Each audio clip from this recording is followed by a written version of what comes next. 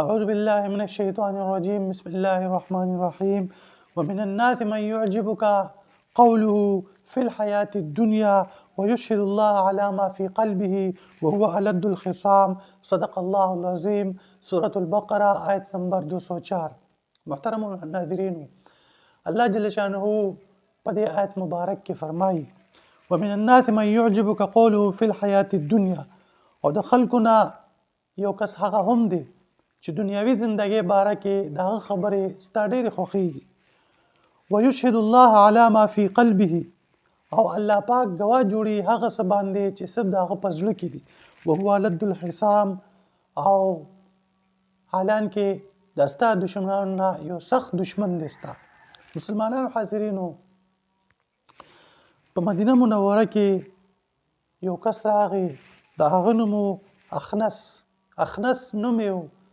هغه راغی نبي علیه السلام ته د ایمان اظهار وکړو چې ما په تا ایمان راوړی دی او زه مسلمان یم. نبي علیه السلام د هغه ته وکتل چې واقع دی مسلمان یم. نبي اسلام په یقین وکړو، او بیا داسې وشو چې کله دی واپس ته، نو د مسلمانانو کم پټي چې وو، کم فصلونه چې وو، هغه تباه برباد کړه، خراب یې کړه. او د مسلمانانو مویشي چې وو، د مسلمانانو څاروي چې وو، هغه ټول ټکو سترې کړل او هغه ذبح کړه.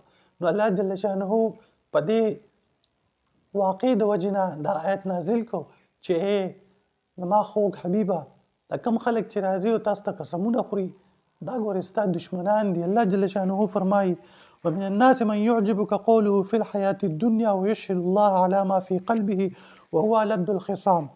او د خلکونه بعضې کس هغه هم دی چې دنیاوي زندګۍ باره کې د هغه خبرې تا ته ډېرې ښې لګي، او هغه په خپلو خبرو باندې، په خپل زړه باندې الله جل شانه ګواه هم جوړي.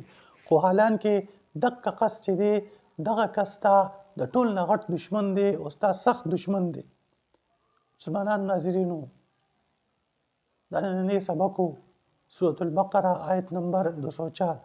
امید دی چې تاسو به کتلی وي.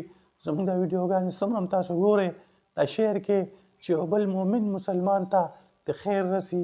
وآخر دعوانا ان الحمد لله رب العالمين.